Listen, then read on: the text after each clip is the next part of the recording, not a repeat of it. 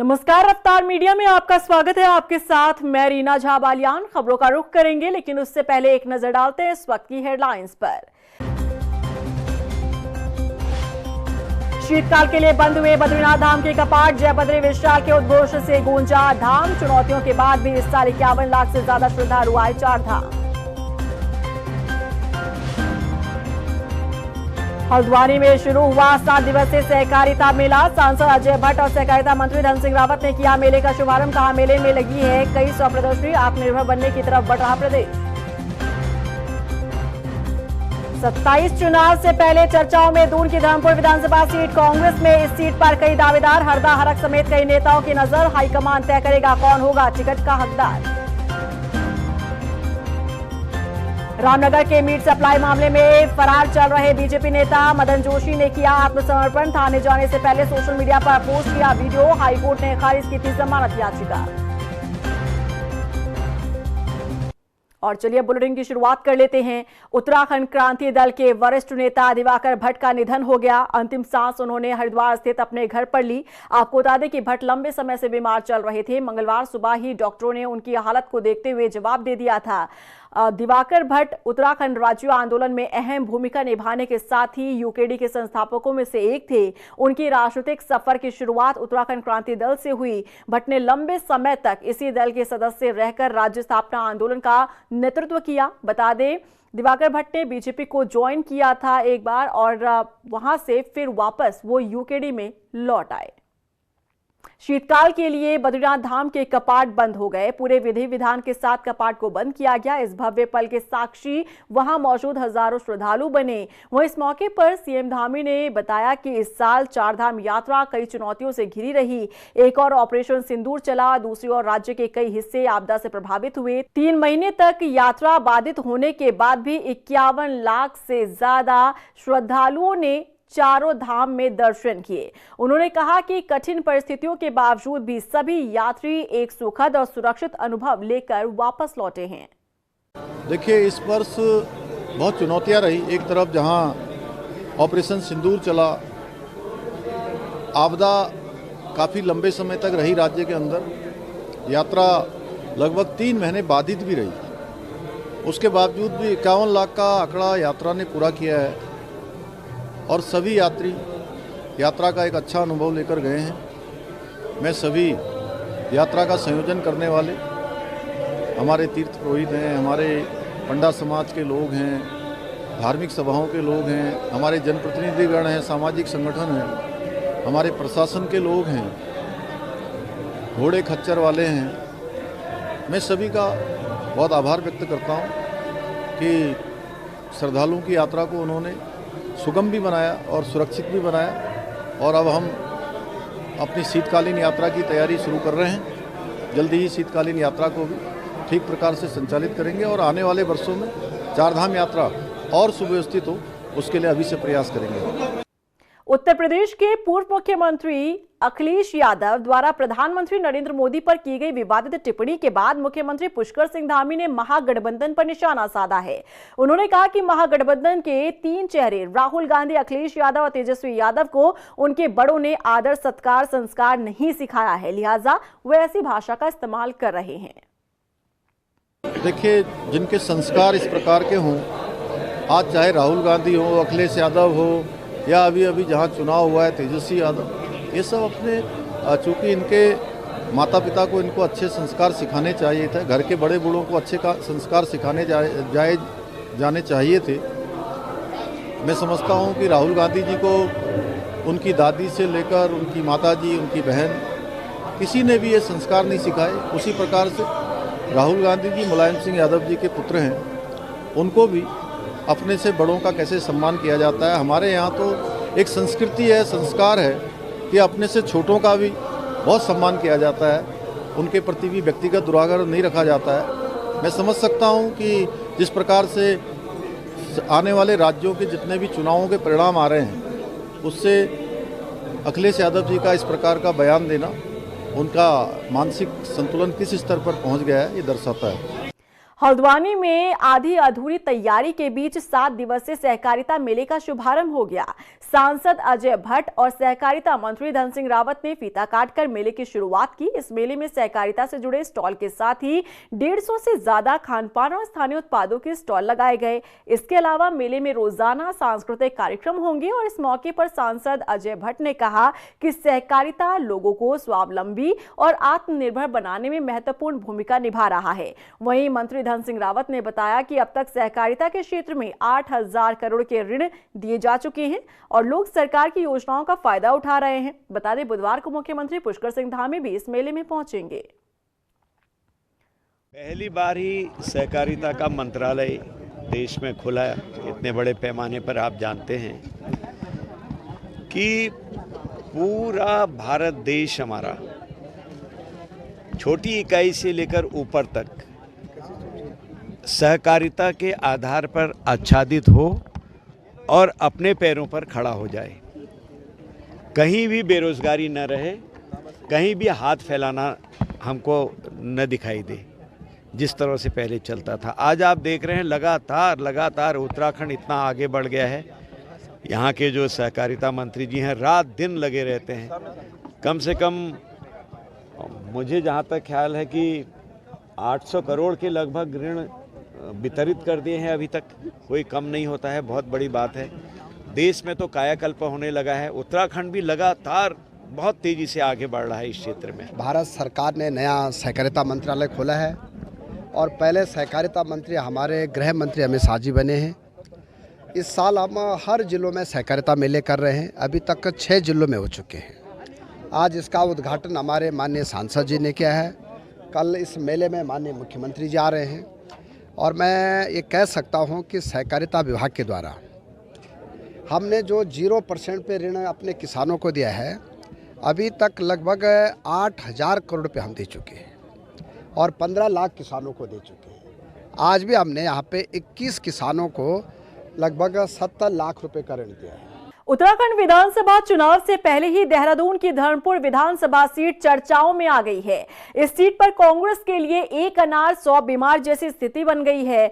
हरीश रावत इस क्षेत्र में सक्रिय दिख रहे हैं, तो वहीं हरक सिंह रावत की नजर भी इस सीट पर बताई जा रही है। न सिर्फ ये 2 नेता बल्कि पार्टी के भीतर ऐसे कई नेता हैं जो धर्मपुर सीट से तैयारी कर रहे हैं और इस तरह ये सीट हॉट सीट बन चुकी है। अब सवाल ये है कि इस सीट पर आखिर कांग्रेस किस चेहरे पर विश्वास जताएगी, महिला, युवा या फिर कोई अनुभवी नेता। देखिए रिपोर्ट। 2027 चुनाव से पहले चर्चाओं में धर्मपुर सीट। धर्मपुर विधानसभा सीट बनी हॉट सीट। इस सीट पर हरदा हरक समेत कई नेताओं की नजर। कांग्रेस में इस सीट पर कई दावेदार। कौन बनेगा टिकट का हकदार? उत्तराखंड विधानसभा चुनाव के लिए फिलहाल अभी वक्त है, लेकिन इससे पहले ही सियासी दलों के नेता अपनी मनपसंद की सीटों पर दावेदारी की तैयारी में जुट गए हैं। देहरादून की धर्मपुर विधानसभा सीट चुनाव से पहले ही चर्चाओं में आ गई है। ये सीट हॉट सीट बनकर उभर रही है क्योंकि कांग्रेस में इस सीट पर एक अनार 100 बीमार जैसी स्थिति पैदा हो गई है। कांग्रेस के कई नेताओं की नजर धर्मपुर विधानसभा सीट पर टिकी है। पूर्व सीएम हरीश रावत इस क्षेत्र में सक्रिय दिख रहे हैं। 27 नवंबर को इस सीट के बूथ नंबर 74 पर संवाद कार्यक्रम वो करने जा रहे हैं। माना जा रहा है कि हरदा यहां संभावनाएं तलाश रहे हैं। वहीं प्रदेश महिला कांग्रेस अध्यक्ष ज्योति रौतेला भी यहां एक्टिव हैं। पूर्व मंत्री हरक सिंह रावत की भी इस सीट पर नजर टिकी है। कांग्रेस प्रदेश उपाध्यक्ष सूर्यकांत धस्माना ने भी धर्मपुर दौरे तेज कर दिए हैं। वहीं वरिष्ठ नेता पूर्ण सिंह रावत और याकूब सिद्दीकी भी यहां से दावेदारी पेश करते नजर आ रहे हैं। कांग्रेस में सेकंड लाइन लीडरशिप के नेताओं की भी सीट पर नजरें टिकी है। इनमें वैभव वालिया, संदीप चमोली, ओम प्रकाश सती भी यहां एक्टिव दिख रहे हैं। आने वाले दिनों में एक ही पार्टी में सियासत के 2 ध्रुव हरीश रावत और हरक सिंह रावत यदि अपनी सक्रियता बढ़ाते हैं तो यहाँ मामला और इंटरेस्टिंग हो सकता है। कांग्रेस में जिस तरह से धर्मपुर सीट पर कई नेता दावेदारी करते दिख रहे हैं, आगे आने वाले दिनों में भी यहाँ सियासी लड़ाई और दिलचस्प हो सकती है। उसका नुकसान तो होता है जब हॉट सीट बन जाती है, फिर एक दूसरे को लेग पुलिंग करते हैं। पहले लोग कोशिश करते हैं, पूरे जोर शोर से लगे रहते, जब नहीं होता तो फ्रस्ट्रेशन हो जाता है, उसमें आदमी कंट्रोल नहीं कर पाता। वो बड़ी विचित्र स्थिति होती है। तो वो संभावनाएं वहाँ पर है। आप चूँकि पार्टी में अनुशासन रहता है और पार्टी पहले भी किसी को क्लियर नहीं कर सकती, चाहे वो सिटिंग एमएलए उसको कह नहीं सकते तुम्हें लड़ना है। क्या परिस्थितियाँ बनती है, परिस्थितियों के अनुसार होगा। देश काल परिस्थिति के साथ निर्णय भी लेने पड़ते, वो स्थिति वहाँ पर होगी। निश्चित रूप से वो सीट बहुत अच्छी है और कांग्रेस को जीत सकती है, लेकिन हमको त्याग और कुर्बानी पहले सोचनी चाहिए। यानी कि मैं टिकट के लिए दावेदारी कर सकते हैं, लेकिन जिसको मिलेगा सब। धर्मपुर सीट के गणित की बात करें तो इस सीट पर पहाड़ी और मुस्लिम वोटर्स अहम माने जाते हैं। करीब 50% पर्वतीय वोटर्स वाली इस सीट पर टिहरी विस्थापितों की संख्या अच्छी खासी है।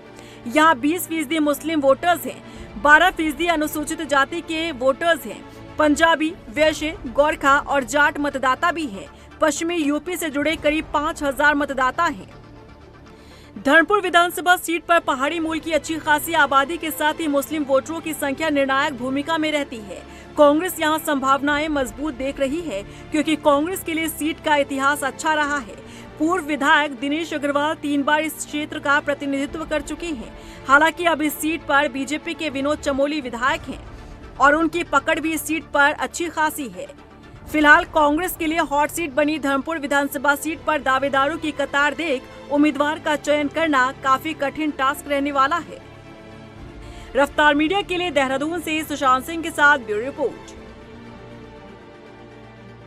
गढ़वाल से बीजेपी सांसद अनिल बलूनी ने अधिकारियों की कार्यप्रणाली पर सवाल खड़े कर दिए हैं। गढ़वाल का केंद्र कहे जाने वाले कोटद्वार में साल भर से एक साइन की वजह से पासपोर्ट कार्यालय शुरू नहीं हो पाया है। इसे लेकर गढ़वाल सांसद अनिल बलूनी का बयान अब सोशल मीडिया पर जमकर वायरल हो रहा है। देखिए रिपोर्ट।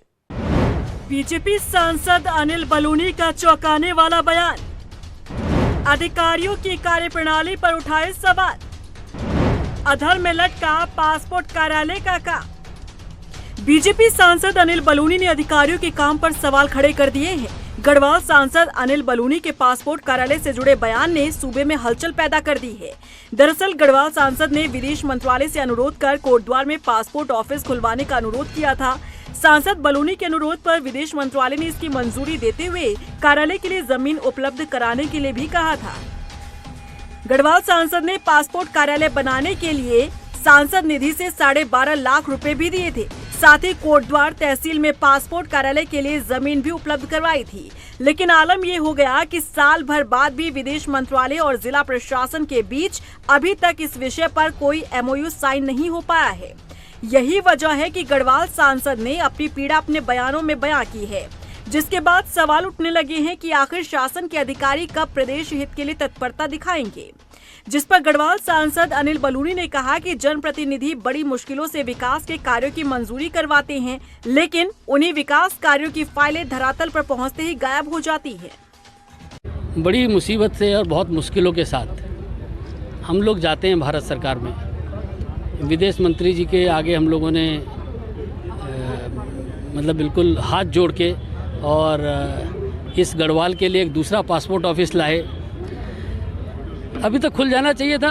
अब वो किन कारणों से आप लोग पता कीजिए कि क्यों एक साइन के लिए इतने समय से रुके रहते। बड़ी दुख की बात है। बहुत प्रयासों के बाद बड़ी मुश्किलों के साथ कामों को आगे बढ़ाया जाता है। मैंने 12.5 लाख रुपए उसके अपनी सांसद निधि से भी उसके लिए दिए थे, लेकिन वो कहीं अटका हुआ है। उसको जांच आप लोग भी कीजिए। वहीं गढ़वाल सांसद के बयान के बाद सियासत गरमाने लगी है, लेकिन धामिश सरकार के कैबिनेट मंत्री गणेश जोशी कहते हैं कि उन्हें मामले की जानकारी अब मिली है। ऐसे में कोशिश है कि जनहित से जुड़े इस कार्य को जल्द पूरा किया जाए।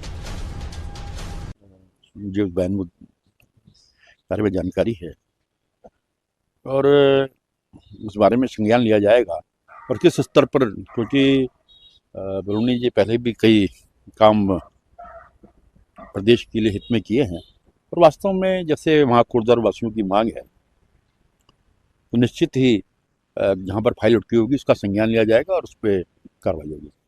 कांग्रेस के वरिष्ठ नेता पूर्व कैबिनेट मंत्री सुरेंद्र सिंह नेगी ने कहा कि बीजेपी सरकार में विकास के कामों को लेकर सिर्फ जुमलेबाजी होती है।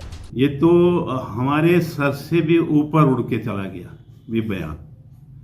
और इस बयान को किस एंगल से, किस ओर से देखा जाए, ये तो हमारे दिमाग के सोचने के से एंगल या वो कहते हैं ना परिधि से भी बाहर है। लेकिन ये इसका मतलब तालमेल में कमी है, और अगर तालमेल में कमी है तो स्वाभाविक रूप से अंदर ही अंदर कुछ पक रहा है। क्या पकेगा ये तो हम नहीं जानते, लेकिन निश्चित रूप से ये इसमें ही नहीं, ये सिर्फ पासपोर्ट एक छोटा सा जो है ऑफिस खुलना है, और यहाँ पे पासपोर्ट बनाने वालों की संख्या भी बहुत अधिक नहीं होती है, लेकिन फिर भी एक आवश्यकता को पूरे करने वाली एक एजेंसी यहाँ पर आ रही थी। लेकिन एक सांसद जिन्होंने अपनी पीड़ा, अपनी वेदना को बताने का प्रयास किया, ये बहुत कुछ बयां कर रहा है। वहीं गढ़वाल क्षेत्र की जनता की माने तो ये पासपोर्ट कार्यालय उनके लिए वरदान साबित होता, लेकिन अब अधिकारियों के चलते ये काम अधर में है। हमें अब पासपोर्ट बनवाने के लिए देहरादून भागना पड़ेगा। अगर यहाँ पे खुल जाता तो हमें काफ़ी हेल्प होती कि हमें बहुत आराम हो जाता, कि हमें इतनी दूर नहीं भागना पड़ता। सरकार के आपसी तालमेल ना होने की वजह से, एक साइन की वजह से हमें इतनी प्रॉब्लम हो रही है, और आगे जाके हमारे लिए ये बहुत ज़्यादा बेनिफिशियल होता।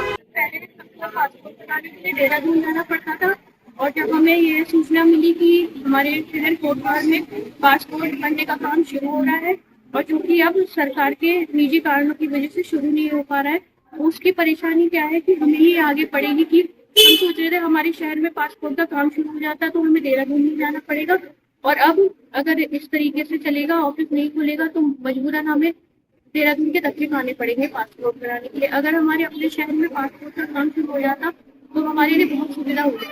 कोटद्वार में अगर पासपोर्ट कार्यालय खुलता तो गढ़वाल के क्षेत्रों को बड़ा लाभ मिलता, लेकिन शासन प्रशासन के अधिकारियों की हीला हवाले के चलते जनहित से जुड़े कार्यों की प्राथमिकता दूसरे नंबर पर है, और अधिकारियों की यही कार्यप्रणाली अब सरकार के लिए चिंता का विषय बनती जा रही है। रफ्तार मीडिया के लिए देहरादून से अशोक कुमार की रिपोर्ट। मंगलवार को राजधानी देहरादून स्थित कांग्रेस प्रदेश कार्यालय में भारतीय राष्ट्रीय कांग्रेस ने नेशनल टैलेंट हंट अभियान की शुरुआत की। कार्यक्रम में शामिल होने के लिए कांग्रेस के राष्ट्रीय प्रवक्ता और प्रदेश प्रभारी आलोक शर्मा राजधानी देहरादून पहुंचे। उन्होंने बताया कि ये अभियान पार्टी की विचारधारा और संवैधानिक मूल्यों में विश्वास रखने वाले नए प्रवक्ता, पैनलिस्ट, रिसर्च और पब्लिसिटी को कोऑर्डिनेटर चुनने के लिए शुरू किया गया है। चयन प्रक्रिया 5 चरणों में होगी और इसमें किसी की सिफारिश नहीं चलेगी। देखिए, माननीय राहुल गांधी जी, खड़गे जी के नेतृत्व में उत्तराखंड पूरे राज्य भर से जिला स्तर, राज्य स्तर और राष्ट्रीय स्तर के लिए मीडिया डिपार्टमेंट प्रतिभा की खोज में लगा हुआ है, और उसी क्रम में आज हमने प्रदेश अध्यक्ष महोदय के नेतृत्व में यहाँ पर प्रेस वार्ता की, जिसमें तमाम सीनियर लीडर्स हमारे बीच में उपस्थित हैं, और यह आज से 7 दिन तक एप्लीकेशन मांगी जाएंगी, और एप्लीकेशन मांगने के बाद स्क्रूटनी प्रोसेस, और फिर 2 स्तर पर इंटरव्यू, और एक चीज़ जो पहले छूट गई थी कि 2 दिन का ट्रेनिंग का सेशन भी रहेगा राज्य स्तर का, ताकि आने वाले चुनाव के लिए और भविष्य के लिए जिस तरह से हमें प्रवक्ता चाहिए, उन प्रवक्ताओं को हम ट्रेंड करके भाजपा की झूठ की फैक्ट्री को बंद करने का काम आज से ही शुरू कर रहे हैं। यही आज की प्रेस वार्ता का मूल उद्देश्य है। राजधानी देहरादून में नर्सिंग एकता मंच ने अपनी मांगों को लेकर सचिवालय कूच किया। सभी नर्सिंग स्टाफ तिब्बती मार्केट के पास इकट्ठा हुए और नारेबाजी करते हुए सचिवालय की तरफ आगे बढ़े, लेकिन वहां मौजूद पुलिस ने उन्हें रोक दिया, जिसके बाद नाराज लोगों ने सड़क पर बैठकर धरना दिया। प्रदर्शन में शामिल नर्सिंग एकता मंच के प्रदेश अध्यक्ष ने बताया कि सरकार से नर्सिंग भर्ती परीक्षा को वर्षवार प्रणाली करवाने और जारी विज्ञप्ति को निरस्त करने की मांग की जा रही है। उन्होंने कहा कि नर्सिंग स्टाफ चाहता है कि IPHS के मानकों के आधार पर पुराने समय से चली आ रही व्यवस्था को लागू किया जाए। लगातार हमारी 1.5 साल से जो हमारी लगातार मांगे हैं शासन प्रशासन से कि किसी तरीके से जो हमारी ये भर्ती है, इसको आप जिस तरीके से आपने पहले तरह कंटिन्यू किया है वर्षवार, उसी तरीके से आप चलाइए। लेकिन जब 1 हफ्ते पहले हमारा जो नोटिस जारी होता है वो एग्ज़ाम के माध्यम से होता है, जबकि अभी तक इतिहास में हमारे नर्सिंग की भर्ती परीक्षा में कभी भी हमारा इस तरीके से रिटर्न एग्ज़ाम नहीं हुआ है। तो जब 2020 में हमारे लोग प्रिपेयर थे एग्जाम के लिए, उस समय हमारे लोगों को ये कह के चुप करा दिया गया कि पहले जो सीनियर हैं उन लोगों का नंबर आएगा। तो आज फिर इस तरीके की चीज़ें क्यों सामने आ रही हैं कि हम लोगों को कहा जा रहा है कि आप 2025 के साथ एग्जाम फाइट करिए। सेम सिचुएशन आपकी 2020 में थी, और उस समय जब कोर्ट का रुख किया गया था तो वन टाइम सेटलमेंट के तहत लिया गया था, लेकिन वन टाइम सेटलमेंट को भी 2 भागों में भर्ती को तोड़ के 2 बार दिया गया है। 1564 प्लस 1455 में दिया गया है। तो एक बार हम लोगों पे जो हमारे बीच का तबका बचा हुआ है, 2014, 2015, 2016, 17 के अभ्यर्थी बचे हुए हैं, उन लोगों के लिए आप क्यों नहीं किसी तरीके से कार्य कर रहे हैं? क्यों नहीं उन चीज़ों की पीड़ा को देखते हुए ध्यान रख रहे हैं? हम लोगों का सचिवालय कूच करने का मुख्य उद्देश्य यही है कि हमारी भी भर्ती को वर्षवार की जाए। हम लोग काफ़ी टाइम से, काफ़ी समय से हम लोग देखते आए हैं कि फिर रिपीट वही चीज़ें होती जा रही हैं। अगर 90 वाला पहली भर्ती में निकला तो दूसरी बार भी वही निकला है।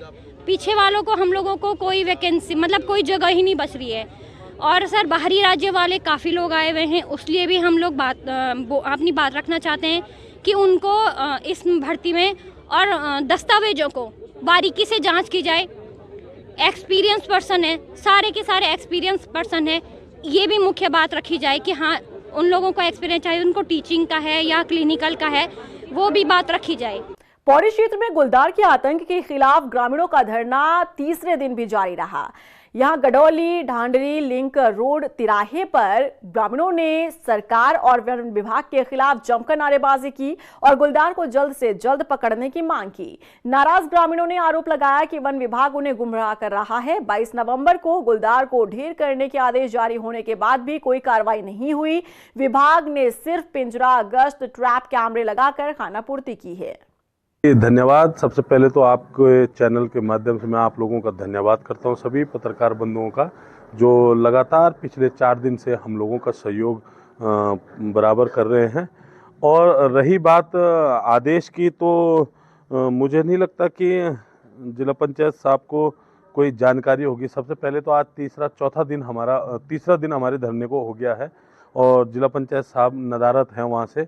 और जनता, पूरे क्षेत्र की जनता, जिस जनता ने उनको चुनाव जितवाया है, वो जनता आज सड़क पर बैठी हुई है। जहाँ पे ये घटना हुई थी, डोबाल ढंडरी गांव में जो घटना हुई थी, ये गुलदार से यहाँ पे हमला हुआ था एक महिला पे, तो मैं वहाँ पे उस स्थान पे तो नहीं जा पाया, पर मैं हॉस्पिटल में उपस्थित रहा और वहाँ पे जो भी प्रक्रिया हुई मैं वहाँ पे अपना योगदान दिया। और अभी भी मैं वहाँ से हॉस्पिटल से होके आ रहा हूँ और उनका हालचाल जाना, और मैंने सीएमओ जी से भी बात की उनके लिए कि गाड़ी की व्यवस्था की जाए उनको छोड़ने के लिए। और रही बात क्या बोलते हैं, अपने सदन में मैंने अपने सदन के माध्यम से भी मैंने बात की थी। जो हमारा जिला पंचायत का सदन हुआ था, हमने सभी सदस्यों ने बात उठाई थी कि जंगली जानवरों पे एक सख्त कानून होने चाहिए, कि इसको आम